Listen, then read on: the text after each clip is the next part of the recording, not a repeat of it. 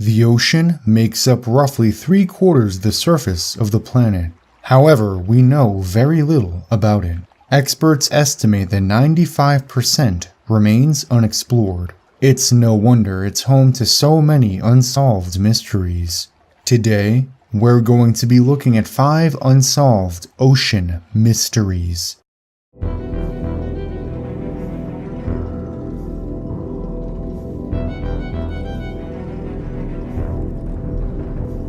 There's history, then there's dark history.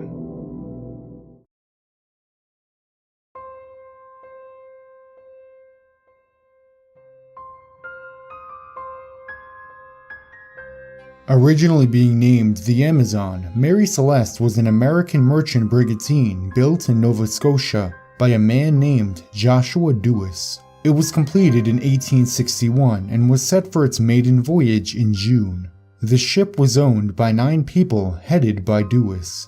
Robert McClellan was one of the most enthusiastic owners of the ship and quickly became the crew's captain. McClellan mysteriously fell ill after supervising the ship's first loading, and after the first voyage was done, he died on the 19th of June. The ship's misfortune continued with many accidents along the way, even accidentally crashing into and sinking a British warship in the English Channel. In 1867, the Amazon was nearly destroyed in a storm. The owners abandoned her as a wreck, and it wasn't long before someone recovered the ship to resell it. Over the next few years, the ship would be renovated and resold many times, eventually finding its way to Benjamin Briggs, and receiving the name change from the Amazon to the Mary Celeste. In 1872, Briggs became the captain of the Mary Celeste and led his carefully chosen crew to Genoa, Italy. After a number of successful voyages, Mary Celeste's future seemed bright. However, things would soon take an unexpected turn, baffling the world to this day. On November 7, 1872, Benjamin Briggs set sail on the Atlantic with his family on board, never to return. In early December, a ship named the Gracia spotted a vessel roughly 6 miles away. The captain tried communicating with this vessel but was met without a reply. It also appeared that there was no one on board. He sent some of his own crewmen to investigate the seemingly abandoned ghost ship. As they approached, it was confirmed that the ship was indeed the Mary Celeste. When boarded, it became apparent that the ship was completely abandoned. There seemed to be no sign of a fire or violence, and the lifeboat was missing. The crew of the Gracia decided to split up and take both ships back to shore, hoping to be rewarded by the government for recovering the vessel. As one might expect when asking the government for money, there was a long and tedious trial to claim any monetary rewards. The hearings were conducted by Frederick Flood, who believed this was all part of a dark conspiracy. Flood believed this was a cunning ploy by James Winchester, one of the Mary Celeste's majority stockholders, to reap the benefits of an insurance scam.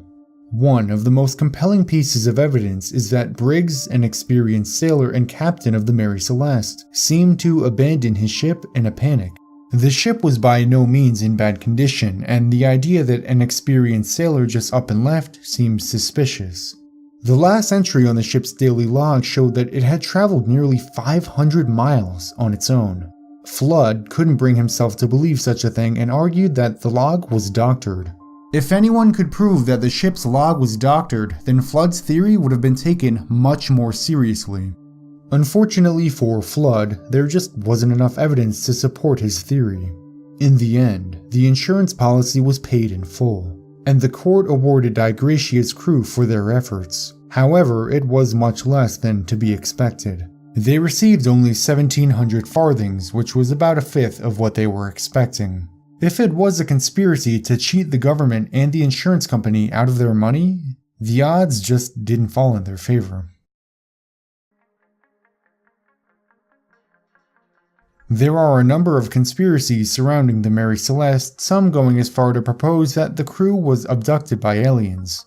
These all seem unlikely, especially considering most of these theories rely on paranormal activity from the Bermuda Triangle. which was a long way south of the spot the Digratia found her.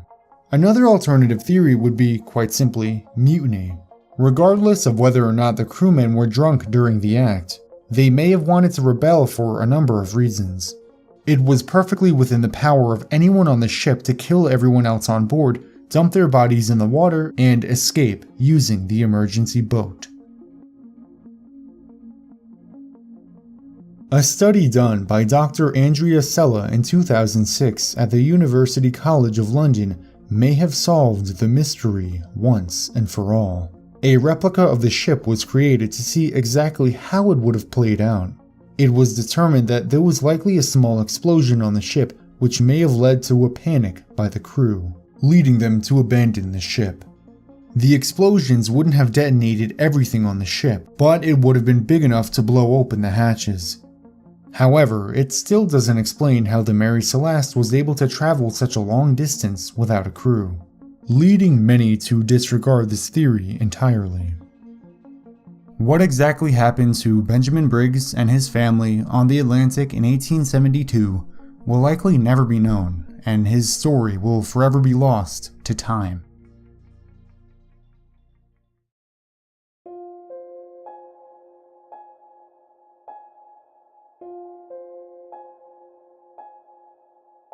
The Baltic Sea anomaly is a relatively recent discovery that became the topic of a widespread debate. In 2011, a Swedish diving team called Ocean X set out in search of sunken ships. They didn't discover any ships, but they did find something that would shock the world. In the center of the Bothnian Sea, they came across a massive circular rock formation. It had a rough granite texture to it and was roughly 200 feet wide in diameter. Little is known about the structure because it's been known to cause electronic devices to malfunction, making it difficult to study. It also stands on a 28-foot tall pillar-like structure. The formation itself seems to be at the end of a runway, leading many to believe this may be some kind of alien structure. One of the divers, Stefan Hogborn, stated in a press release that, in his 20 years of diving, he's never seen anything like it. There was a second expedition which seemed to raise more questions than it answered. When they went back, they discovered a mysterious staircase-like structure that led to the top of the rock formation. They also discovered a black hole, which seemingly has no purpose.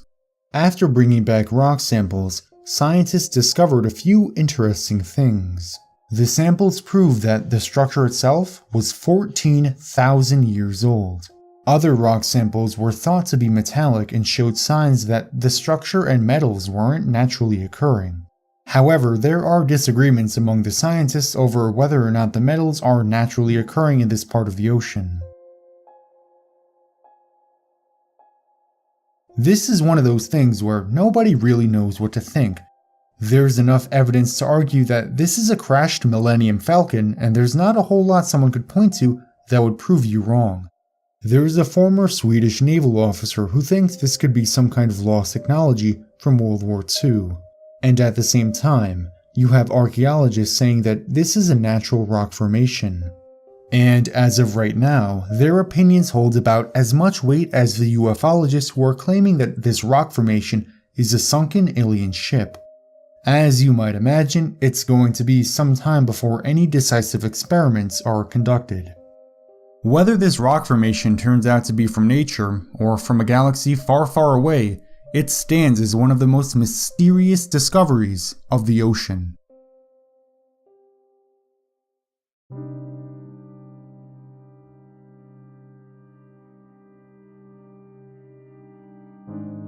Japan has a massive tourism industry.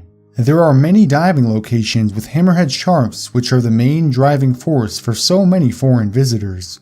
A man who was part of the Yonaguni tourism industry set out to look for new locations for diving, but he found something that he wasn't exactly looking for. He stumbled upon a mysterious underwater structure we now know as the Yonaguni Pyramid. Realizing the importance of his discovery, he quickly contacted Masaki Kimura to take a look for himself. Kimura was a well-respected academic with a doctorate in marine geology. Upon seeing this structure for himself, he quickly became enamored, believing that it was a relic from ancient times. This structure soon came to dominate his life as he later founded the Marine Science and Cultural Heritage Research Association with the sole purpose of proving that the Yonaguni structure was not created naturally. Kimura's theory is interesting, to say the least.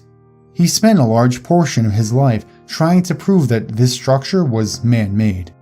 He believes the structure was built tens of thousands of years ago, during the Ice Age.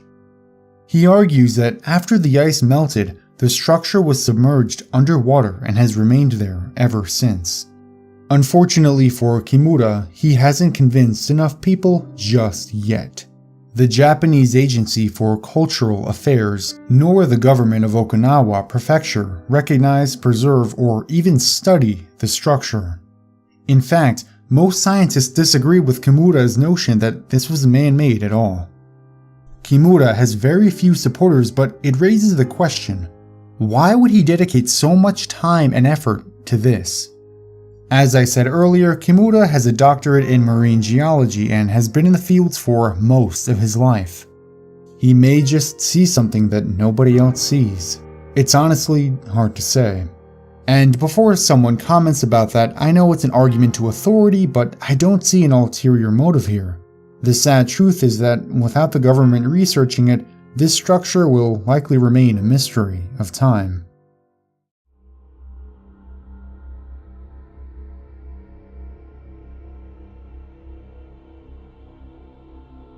Egyptian civilization was booming during the Bronze Age in roughly 1000 BC. This was years after the construction of the famous pyramids, but the art, mathematics, and architecture of this time are still considered to be amazing. However, one of the most interesting things about ancient Egypt is who they were conquered by. Their conquerors were a strange and mysterious lot known only as the Sea People. The Sea People were one of the most powerful military forces of the ancient age. However, we know surprisingly little about them.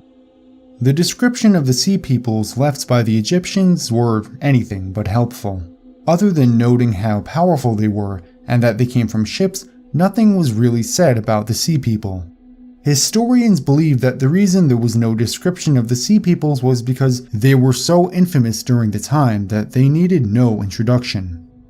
It's actually surprisingly common for details like this to be left out of historical documents. For the most part, these writers are not writing for historians but for their own people. The Sea Peoples did serious damage to the Egyptian Empire during the reign of Ramesses III. He had to spend vast amounts of the country's wealth to continue to fight the mysterious invaders. So much economic damage was done that Ramesses couldn't afford to pay tomb builders any longer, leading to the first known labor strike in history. Despite the economic collapse, the Egyptians were able to fend off the Sea People, after which the Sea People seemingly disappeared. The damage done to the Egyptian civilization was enough that it eventually caused the downfall. The Egyptian treasury was nearly depleted and Egyptian influence in the east would quickly evaporate. The Sea Peoples may have technically lost to the Egyptians, but if it were not for them, Egypt may have lasted for many more years. But the question still remains, who were these people? There are many theories as to who these invaders were. Many scholars believe the Sea Peoples were invading pirates from the Aegean Islands, which seems reasonable. However, recent archaeological discoveries in July of 2017 suggest that these invaders may have been from the native Middle Eastern population. There were many uncivilized peoples migrating into what's now modern-day Israel, and these uncivilized people could very well have been the Sea People. It wouldn't have been difficult to organize such a people and attack neighboring powers. This theory is backed up by inscriptions left at Ramesses' funeral temple. The inscriptions show the wars with the Sea Peoples also took place on land. It's not specified where exactly this land battle took place, and it's argued whether it happened at all, but it's safe to say that if it did happen, it was around the Middle East, on Egypt's northern border. However, it's hard to say anything for sure. There are many historians who think the Sea People came from the eastern Mediterranean, pointing to the naval power of the Etruscans, who lived in modern-day Italy. It certainly would have made more sense if that were the case. Why would Middle Easterners build a naval power to attack Egypt? And the worst part is, there's 100 other theories that make just as much sense. It really shows how ominous these ancient pirates were. For nearly 100 years, they were the most feared raiders of the Mediterranean. Who they were, what they believed, and why they conquered will likely never be known for sure.